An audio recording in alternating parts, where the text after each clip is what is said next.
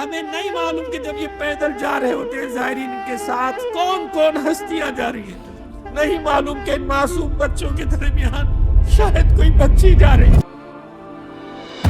عزاداران حسین، 40 کیا ہے؟ دیکھیے ہمارے یہاں رواج ہے بر صغیر میں بلکہ پوری دنیا میں کہ عاشور پہ لوگ کوشش کرتے ہیں کہ اپنے گھر پہنچو، اپنے گھر جائیں، چاہے اس کا چھوٹا سا گاؤں ہو لیکن اسے عاشورہ وہاں کا کھاتا ہے، وہ اس کے روح میں بسا ہوا ہوتا ہے عاشور۔ اور عاشور کے لیے ہے بھی کہ اپنے شہروں میں انسان رونق بخشے، اپنے شہروں میں عزاداری کرے، جلوس مجالس سب۔ لیکن 40 کے لیے روایت ملتی ہے کہ 40 کے لیے جو جا سکتا ہے وہ کربلا جائے، یعنی جس کے امکان میں۔ کیوں؟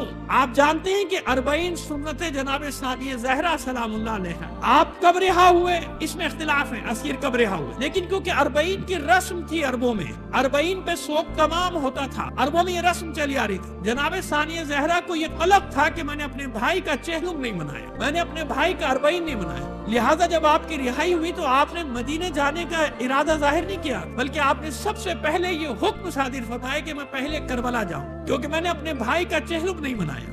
اور لہٰذا آپ پہنچی، آپ چہلم منانے کے لیے کربلا پہنچی۔ اس کے بعد سے شیعوں نے یہ روش اپنائی کہ جو جا سکتا ہے وہ کربلا جائے۔ یہ مشی آج نہیں شروع ہوئی، یقیناً بیچ میں اس کا سلسلہ ٹوٹا، جابر حکمرانوں نے اس کو روکا، زبردستی روکنے کی کوششیں کی، لیکن یاد رکھیے گا اس وقت سے لوگ مدینے سے، بصرے سے، مختلف علاقوں سے، سرزمین اسلامی کے پیدل آتے تھے۔ لہٰذا ہم گزارش کر رہے ہیں تمام اردو بولنے والے جو ہماری بات سن رہے ہیں بر صغیر میں کہ 40 کو اہمیت دیں۔ اگر وہاں نہیں جا سکتے تو یقیناً اپنے علاقوں میں اس طرح سے 40 منائیں کہ ثانیہ زہرا بنت مرتضی ہم سے راضی ہو جائے۔ یہ 40 یادگار ہے جناب زینب سلام اللہ علیہ کی۔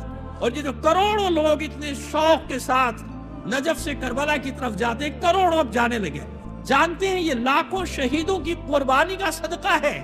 جب آپ جاتے ہیں نجف سے کربلا تو دیکھا آپ نے ہر پول کے پر شہداء کی تصویریں، یہ تصویریں ہمیشہ یہی نہیں ہیں، چند ماہ کے بعد یہ تصویریں بدلتی رہتی ہیں، کیونکہ اتنے شہید ہیں۔ ان شہداء کو یاد کیا کیجئے کہ جن شہداء نے اپنی جانیں دے کے زائرین کے لیے راستہ دیا۔ یہ جو زائرین جا رہے ہیں، ہزاروں میل دور سے جا رہے ہیں، یہ خالی ہاتھ نہیں جاتے۔ آپ جانتے ہیں کہ آپ کے استقبال کے لیے جناب عباس علیہ السلام کربلا کی سرحد پر آ جاتے، یہاں سے اپنے ساتھ حسین کا یہ علمدار آپ کو اپنے ساتھ لے کر جاتا ہے۔ اور یاد رکھیے وہاں جب جاتے ہیں تو لوگ تھوڑا سا خجل ہوتے ہیں، پریشان ہوتے ہیں، دھول بیٹھے ہوئے، میلے کچیلے، کپڑے خراب ہے، سب کچھ ہے، نہیں پریشان ہو۔ حسین کو آپ کا یہی چہرہ پسند، یہی گردآلود چہرہ، یہی گردآلود گرد و غبار میٹے ہوئے بال، یہی 3 4 5 روز کا میلہ لباس حسین کو پسند۔ حسین چاہتا ہے، اپنے زاہد کو چاہتا ہے۔